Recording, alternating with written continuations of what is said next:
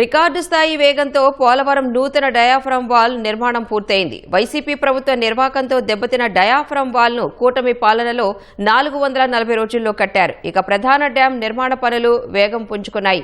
Polavaram diaphragm wall నిర్మాణంపై మరిన్ని వివరాలను మా ప్రతినిధి మహేష్ అందిస్తారు.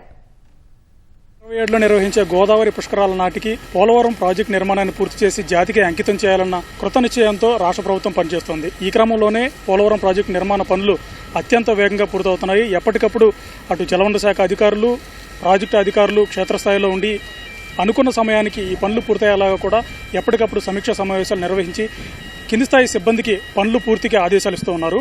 ప్రస్తుతం మనం పోలవరం ప్రాజెక్టులోని అత్యంత కీలకమైనటువంటి డయాఫ్రమ్ వాల్ నిర్మాణం దగ్గర ఉన్నాము. ఈ డయాఫ్రమ్ వాల్ నిర్మాణం అత్యంత కీలకమైన నిర్మాణం మనం ఎందుకు అన్నామంటే, పోలవరం ప్రాజెక్టు నిర్మాణం పూర్తయిన తర్వాత ఏదైతే నీళ్లు నిల్వ ఉంచుతారో ఆ నిల్వ ఉంచిన నీరు కిందికి రాకుండా, కిందికి ఊరకుండా ఈ డయాఫ్రమ్ వాల్ నిర్మాణం ఏదైతే ఉంటుందో ఇది అడ్డుకుంటుంది.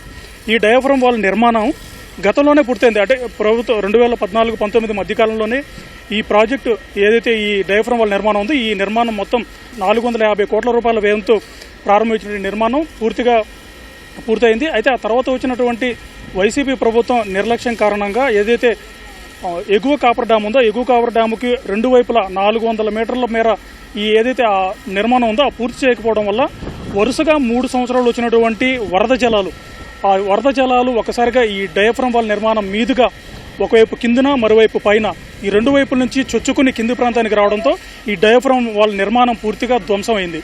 అయితే ఈ ధ్వంసమైన డయాఫ్రమ్ వాల్ నిర్మాణాన్ని అలాగే ఉంచితే భవిష్యత్తులో ఈ ప్రాజెక్టు మనుగడే ప్రశ్నార్థకమయ్యే పరిస్థితి ఉన్నందువల్ల ఆ తర్వాత వచ్చినటువంటి కూటమి ప్రభుత్వం పలుసార్లు దీని మీద సమీక్ష సమావేశం నిర్వహించింది. అటు విదేశీ నిపుణులు కావచ్చు, కేంద్ర స్థాయిలో ఉన్నటువంటి నిపుణులు కావచ్చు, వాళ్ళందరినీ తీసుకువచ్చి ఏదైతే పాడినటువంటి ఈ డయాఫ్రమ్ వాల్ నిర్మాణ పటిష్టతని వాళ్ళందరితో కూడా నిర్ధారించింది. అయితే వాళ్ళందరూ ఒకటే చెప్పారు, ఈ పోలవరం ప్రాజెక్టులో ఉన్నటువంటి ఈ డయాఫ్రమ్ వాల్ దెబ్బతిన్న నిర్మాణం ఎంత మేర పనిచేయదు, ఖచ్చితంగా కొత్త డయాఫ్రమ్ వాల్ నిర్మాణం చేపట్టాల్సిన వాళ్ళందరూ ఇచ్చిన ఆదేశాలు, సూచనల మేరకు కుటుంబ ప్రభుత్వం 2025 జనవరి 18న ఈ కొత్త డయాఫ్రమ్ వాల్ నిర్మాణాన్ని చేపట్టింది.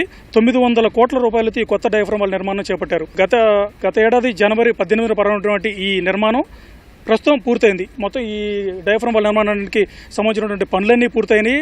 ఒకసారి ఈ డయాఫ్రమ్ వాల్ నిర్మాణానికి సంబంధించిన వివరాలు చూసుకుంటే మొత్తం 1372 మీటర్ల పొడవు ఉంటుంది ఈ మొత్తం నిర్మాణం. అటు నుంచి ఇటువైపు కూడా కలుపుకుంటే ఒక చోట 12 మీటర్లు, కనిష్టంగా 12 మీటర్ల నుంచి 90 మీటర్ల లోతు వరకు కూడా ఏదైతే ఈ కాంక్రీట్ మిశ్రమాన్ని ప్యానెల్స్ రూపంలో కిందికి పంపిస్తారు.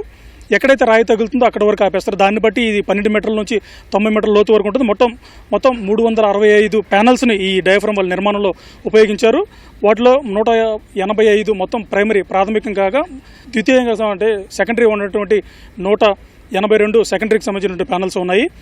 ఈ ప్యానల్స్ అన్నింటినీ కూడా సకాలంలో 440 రోజుల్లో, అంటే కూటమి ప్రభుత్వం వచ్చిన తర్వాత 440 రోజుల్లోనే రికార్డు స్థాయిలో ఈ నిర్మాణాన్ని పూర్తి చేసి అయితే మొత్తం కీలక నిర్మాణం అయితే పూర్తి చేసుకుని మనం చెప్పవచ్చు. ఏదైతే ఈ ప్రాజెక్టు నిర్మాణాన్ని అనుకున్న సమయానికి పూర్తి చేయాలన్న ఉద్దేశంతోనే ఈ నిర్మాణం పూర్తి చేసినట్లుగా కూడా మనకు తెలుస్తూ ఉంది. ఈ నిర్మాణం పూర్తయింది కాబట్టి ఈ నిర్మాణం పూర్తయిన తర్వాత ఈసీఆర్ఎఫ్ డ్యామ్ ఏదైతే ఉందో, మట్టి రాతితో కూడినటువంటి ఈ కట్టడం ఏదైతే ఉందో ఈ కట్టడం పనులు కూడా వేగవంతం అవుతాయి. ఒకటి వన్స్ ఇదంతా పూర్తయిన తర్వాత ప్రాజెక్టు ఏదైతే అనుకున్న నిర్ణీత ఎత్తు ఉందో ఆ నిర్ణీత ఎత్తు వరకు కూడా నీళ్లు నిలబెట్టే అవకాశం ఉంటుంది.